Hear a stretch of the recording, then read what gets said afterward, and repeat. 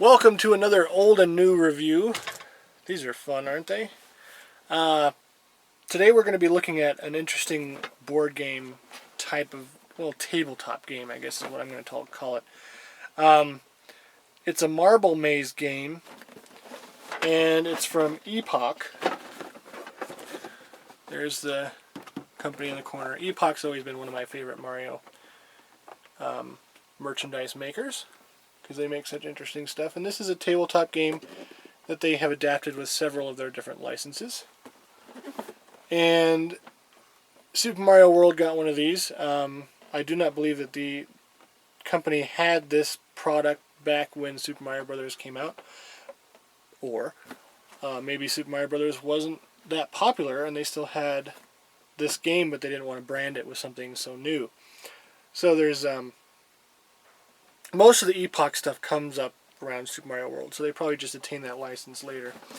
But here's the side of the box, much more art that we're accustomed to seeing, and then kind of an explanation of the game.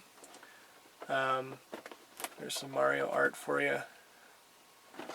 It's like, looks like avoid enemies and get good at the game and go downstairs, and there's a little flag on there and it says Mirio. M-E-I-R-O. That is hilarious. I want to see if that is actually on that flag in this box.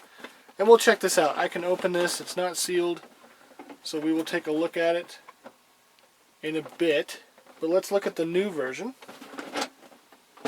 That's very heavy. Here's the new version. New Super Mario Brothers. This is the DS version. And this has been out for quite a while. It was actually somewhat available in the States for a while. Some of the more common shops were able to import this.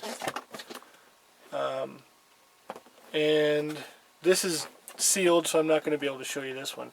But it's really just the same as the older one. There's even the packaging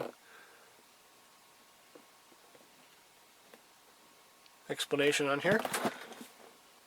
Sadly, there's not a Mirio flag. Miiro.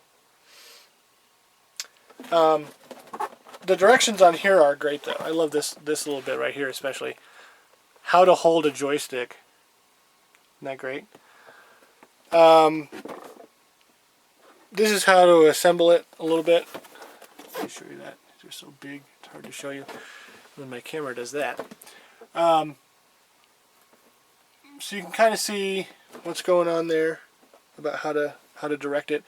It's basically, if you've played Koh-Rimpa Marble Mania on the Wii, it's basically that on a tabletop. You're guiding a ball bearing through a maze with a joystick, and in the Wii game you guide it through with the Wii remote. But essentially that's what this game is. Now let's look at the actual product. I'm going to open this up over here. And so the packaging got better because this is just the slide off box that we see. And what's interesting about this, just from opening it up just now, is each piece is like, it's a customizable maze. So each piece can go pretty much anywhere on the board. I'm sure there's configurations it'll tell me about. Here's a... That looks like it's from a different set, doesn't it? Sometimes I'll find that oh no, that's the backsplash. Where is it? Let me see. Sometimes I'll find other bits of other products in these boxes of big items. So you never know what you're really getting. I haven't ever opened this, so look at these little flags here. They're like little check marks, checkpoints. So when your marble hits there, you can maybe start there again if you lose your marble or have to go to the bathroom. You have goal or Bonsai Bill. That's video game tough love right there. a single ball bearing. It appears that on the box I'm supposed to get 3, so this could actually be an incomplete set, which is always a little disappointing for me, but as long as I have one to show. And here's the backsplash. It's pretty cool for it. And then there's this piece that kind of goes on top of that spinny deal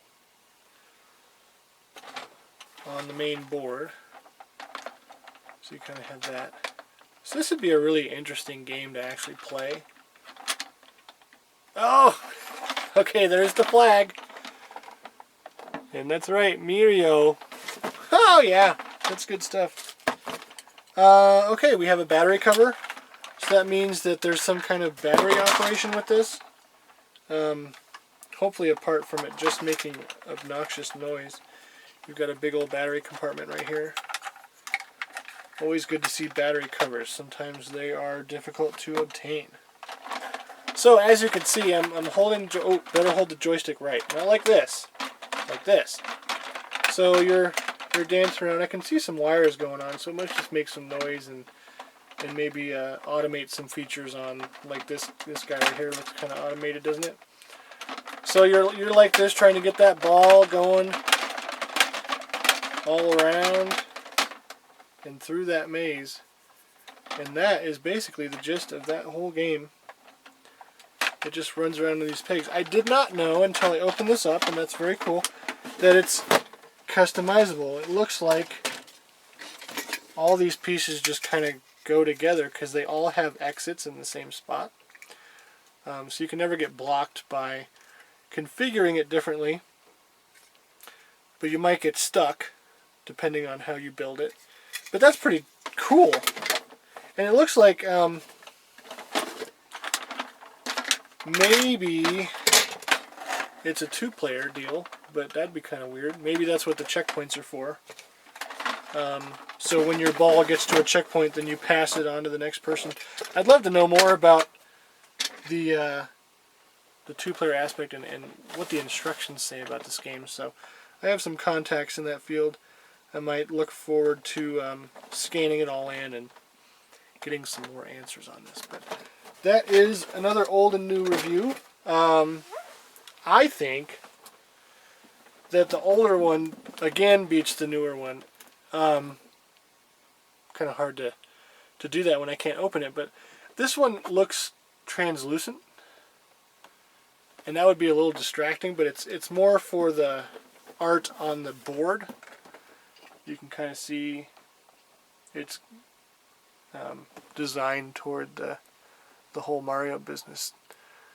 There's background art on the table, which is different than that one, but it might be harder to play the game simply because you can't really tell where you are very well because you can see through everything. But there you go. And oh well, maybe since all of these checkpoints have different colors, maybe you're trying to beat a friend or something to each flag up. I don't know. That just some guesses, obviously, on how to do it. I'm not really sure how the ball ends up in the castle thing. Probably via automation. There's an entrance right here. You can kind of see on the box that it goes up into that area, but how you tilt it all through might be kind of tough. It'd be an interesting play. Might be something to do on a video later, is to actually play this game. How it's meant to be played once I find out more info about it. But thank you for watching once again.